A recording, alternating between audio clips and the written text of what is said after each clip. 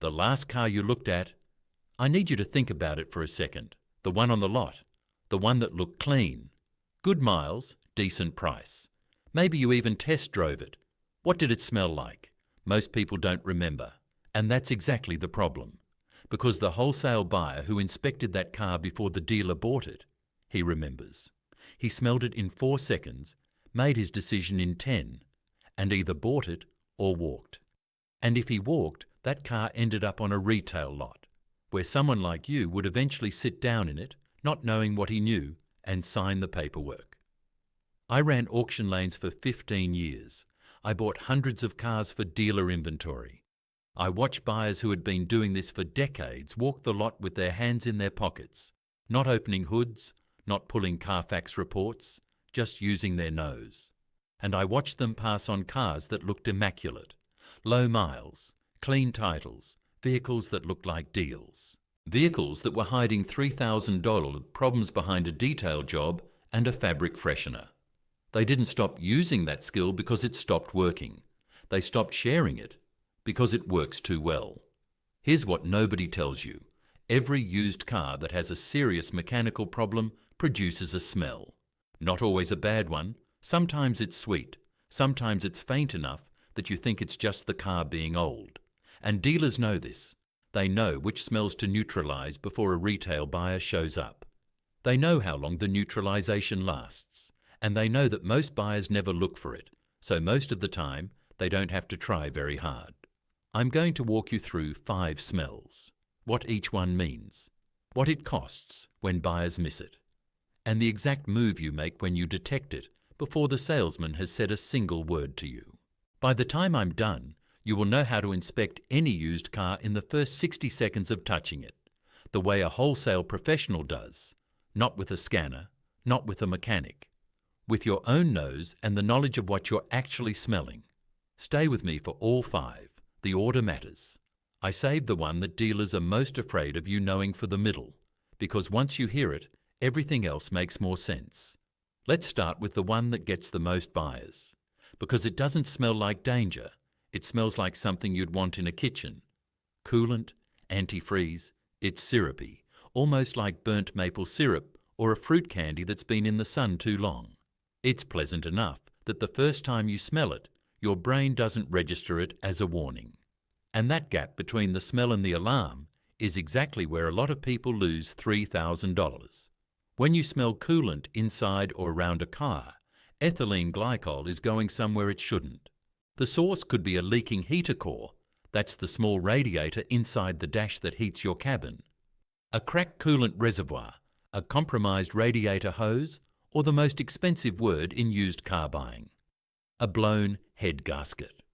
A head gasket repair on a 4-cylinder engine starts at $5,100. On a V6 or V8 platform, $2,500 to $4,000, depending on whether the head needs to be resurfaced or replaced. Those are not repair and drive numbers. Those are make a decision numbers. Here's how the dealer covers it. Coolant smell in the cabin from a leaking heater core. They pull the cabin air filter, replace it, spray an odor neutralizer on the carpet under the dash and behind the rear seats. Run the car with the heater on for an hour on a cool day and park it. The smell fades. It comes back. It always comes back. But it fades enough to move the car. Under the hood, a thorough engine bay detail with degreaser and pressure wash erases every visual and olfactory trace of a coolant leak for 2 to 3 weeks. Long enough to sell the car. They top off the reservoir. You drive it, it smells fine. 3 weeks later, the level is low again. Your countermove, pull the coolant reservoir cap, not the radiator cap, the reservoir, and look at what's inside. It should be clear and the appropriate color, green, orange, pink, or blue, depending on the manufacturer's spec. If it's brown, if it's cloudy, if there are particles suspended in it, if it smells sweet when you put your nose close to the opening, that's contamination. Brown coolant with a sweet smell can indicate oil intrusion. Oil in the coolant system is one of the most accessible indicators of a compromised head gasket that you can see without a scanner. If you want to confirm it in 2 minutes, bring a Lysol 7-900 combustion leak detector, also called block seal test strips, available on Amazon for around $20. You dip the strip into the coolant reservoir. Yellow-green means the system is clean. If the strip shifts toward blue, combustion gases are present in the coolant. You just found a $3,000 problem on a $12,000 car. Don't negotiate. Don't ask for a discount. Walk away. A blown head gasket on a car you don't own yet is not a negotiating position. It's a trap. The second smell is one almost every buyer talks themselves out of. They detect it. They pause. And then the salesman says, "All used cars smell a little like that." And the buyer, who wants to believe the car is fine, believes him. Burning oil. It's acrid, caustic, nothing like the sweetness of coolant. This is sharper, more aggressive, almost metallic at higher concentration. You'll detect it most reliably right after you turn the engine off and open the hood, standing near the rear of a car that's been idling, or sitting in traffic with the windows cracked. The sources: oil leaking onto a hot exhaust manifold, valve cover, gaskets weeping, rear main seals, timing cover leaks. Low severity starts around $150 for a valve cover gasket on an accessible engine. High severity, a rear main seal that's been leaking on a high mileage vehicle, requires transmission removal on most platforms. That starts at $800 in labour before you've purchased a single part. Dealers don't fix oil leaks on lot cars. The math doesn't work. A $600 in repair on a $9,000 vehicle eats the margin.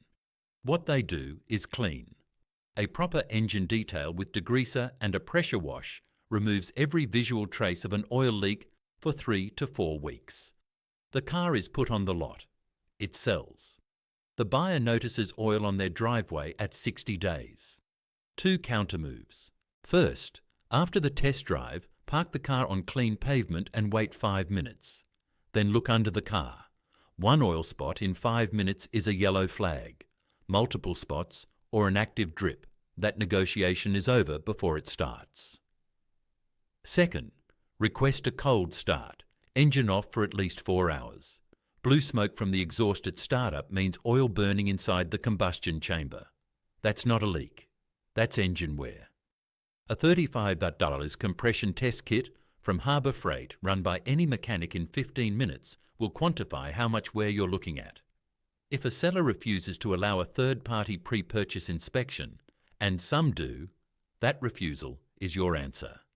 A car with nothing to hide doesn't hide. Now I need you to stop for a second, because what I'm about to tell you is not about money. The third smell on this list is the one that has put people in hospitals. Not many, but some. And every single one of them could have detected it before they bought the car if they had known what they were smelling. Exhaust inside the cabin. It doesn't always present the way you'd expect. It's not the thick, dark diesel exhaust you'd smell behind a city bus. Inside a car with an exhaust leak migrating into the passenger compartment, it can be faint, almost metallic, slightly chemical. In some engines, it carries a faint sweetness, which is why it's sometimes confused with a coolant smell or dismissed as just how old cars smell. It contains carbon monoxide. NHTSA data shows that carbon monoxide intrusion from vehicle exhaust leaks accounts for hundreds of hospitalizations in the US each year. A notable percentage of those incidents involve vehicles that passed a basic visual inspection at the point of sale. The leak points are typically the exhaust manifold gasket, a cracked manifold, or the flex pipe. The corrugated section connecting the rigid manifold to the rest of the exhaust system. Flex pipes fail from heat cycling and vibration. The parts cost $50 to $200. The inspection and repair at a shop costs $400 on average. Missing it entirely costs something you can't put a number on. Here's the dealer move on this one. They run test drives with windows cracked or fully down. Carbon monoxide disperses immediately in open air. You never detect it. Run that same car with the windows up and the HVAC set to recirculate, and you'd smell it within 5 minutes. That's your counter move. On the highway portion of the test drive, switch the HVAC to recirculate, the button that cycles interior air rather than pulling from outside, and run it for at least 5 minutes with the windows up. If there's exhaust intrusion, you're concentrating it. You will smell it. Then, when you park and get out, don't leave the door open. Step outside, close the door, wait 10 seconds. Then open it and take one deliberate breath at seat level before outside air rushes in. That 5-second window before the air exchanges is the most honest read of what has been circulating inside that car.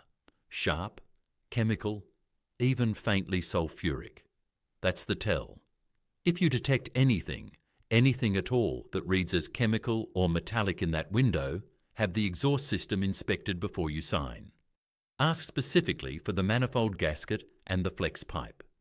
A shop inspection with a lift runs $50 to $100.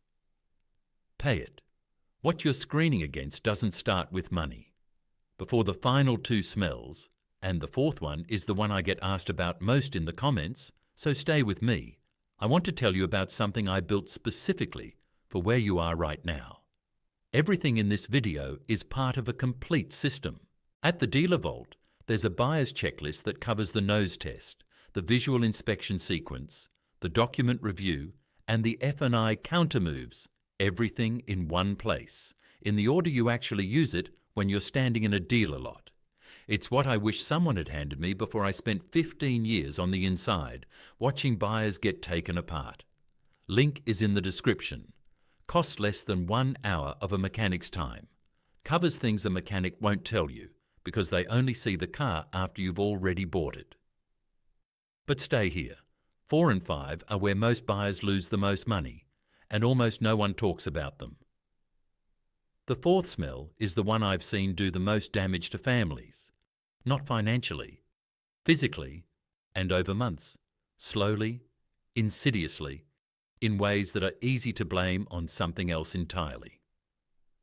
Mold, mildew, it's musty, biological, like a basement that hasn't been opened in 2 years, or old cardboard that got wet and dried. When you smell it strong in a car interior, you are almost certainly sitting in a vehicle that has taken on water at some point.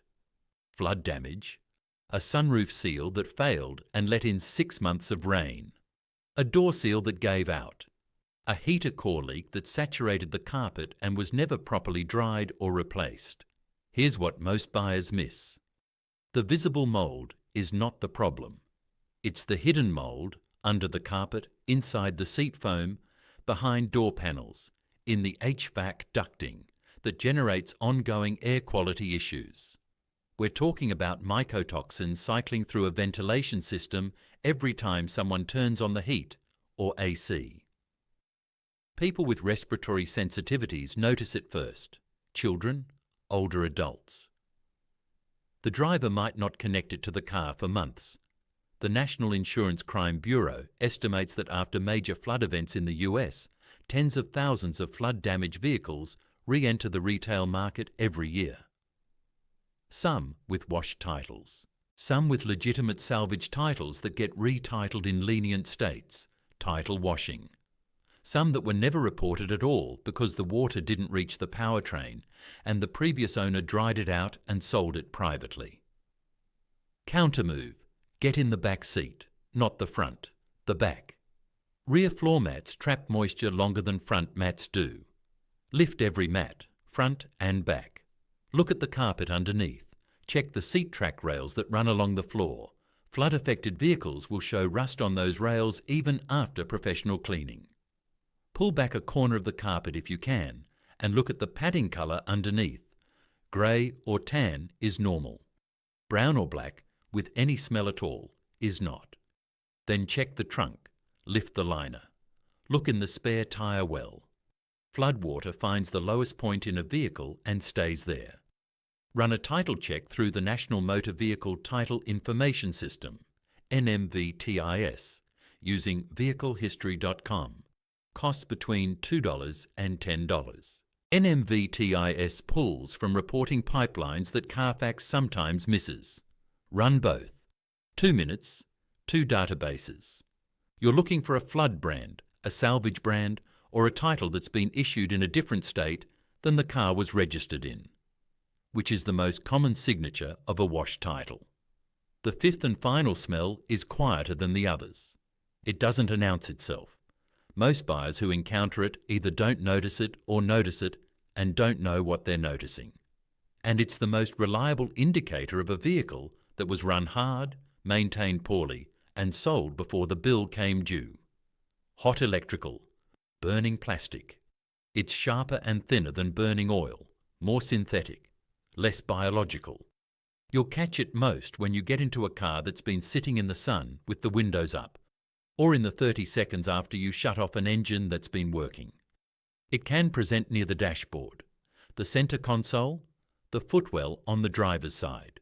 Once you've smelled it clearly, you don't confuse it with anything else. What it points to: wiring insulation damaged by sustained heat, a relay cycling too hot, an alternator that's been compensating for a failing battery for too long. Alternators run hot when they're working overtime. When they overheat consistently, they damage the wiring harness around them. A replacement alternator runs $150 to $400 in parts. A wiring harness repair, depending on which harness, which vehicle, runs $500 to $2,000 and on some platforms requires partial interior disassembly to access. But the number is almost beside the point. What electrical smell tells you is something more structural. This car was run until something started failing, and instead of repairing it, whoever owned it sold it. Electrical problems rarely appear in isolation. They appear in patterns, and the pattern is deferred maintenance across the system. Your countermove is one most buyers never think to do. Before you turn the key, before the salesman gets in with you, before the engine starts, get in, close all the doors, and sit in the car in silence with the windows up, engine off, for 60 seconds. What you smell in that first quiet minute is what the car has been accumulating. No engine noise, no airflow, no distraction, just the truth of the interior. Then start it. If a new smell appears when the electrical system comes online, particularly near the dash or along the centre tunnel, note it. Then run the AC at maximum cold for 2 minutes with the windows up. Electrical components draw harder under AC load. If the smell intensifies while the system is working, you have something that's being masked at idle and revealing itself under stress. A topped-on AL300 OBD2 scanner runs about $40 at Walmart or on Amazon. Plug it in before you start the car if you can, or right after startup. Electrical fault codes show up as B codes, body electrical, and U codes, which are communication network faults. If the seller says you can't plug in a scanner, write that down. That's data. Use it the way the wholesale buyer uses every piece of information he collects at the auction lane, quietly, without reaction, and before he makes any decision. Here's the thing I need you to sit with for a moment. Everything I've just walked you through costs nothing to execute. No tools, no appointment, no mechanic. 60 seconds in a car you haven't bought yet, and you know more about its mechanical history than the salesman standing 20 feet away wants you to know. That's not an exaggeration. That is the actual information gap that used car profit margins are built on. Picture the next time you walk onto a lot. You find the car. The salesman sees you from the showroom window and starts moving towards you. You get there first. You open the door before he reaches you. You take one deliberate breath. You close the door and wait. You open it again from outside and take another. You lift the rear floor mats. You open the hood. You pull the coolant cap. You do all of this calmly, methodically, with no urgency. The way a man who has done it 300 times does it. By the time the salesman reaches you, something has shifted. He doesn't know exactly what you know, but he can see that you know something. The body language of a buyer who is inspecting is fundamentally different from the body language of a buyer who is hoping. And dealers read buyers for a living. He registers the difference. That shift, that single moment where the dynamic inverts, is worth more at the negotiating table than any tactic, any script, any article you've read about how to get a better deal. It's worth more because it's real, and because he knows it. The margin in a used car deal lives entirely in the gap between what they know and what you know. Every piece of knowledge you carry in with you is a dollar they cannot take from you at the table. That's not a motivational statement. That's the arithmetic of every used car deal that's ever been written. If you know someone heading to a dealership this week, a family member, a friend, someone who just mentioned their car shopping, send them this video, not for the channel, because there's a real chance that the car they're about to look at has already been prepped to hide exactly what I just showed you. And 10 minutes of watching this is the difference between knowing and not knowing. Subscribe if you want to stay in this. I put one of these breakdowns out every week, and next week we're going inside the finance office. Specifically, the one product the F&I manager pushes hardest in that room, why it generates more pure profit than almost anything else on the lot, and the exact 3 words that shut the pitch down before it starts. If you've ever sat in a finance office and walked out feeling like you agreed to something you didn't fully understand, that video is going to explain exactly what happened. Everything shared here is general consumer information. Always have a qualified mechanic perform a full pre-purchase inspection before buying any used vehicle.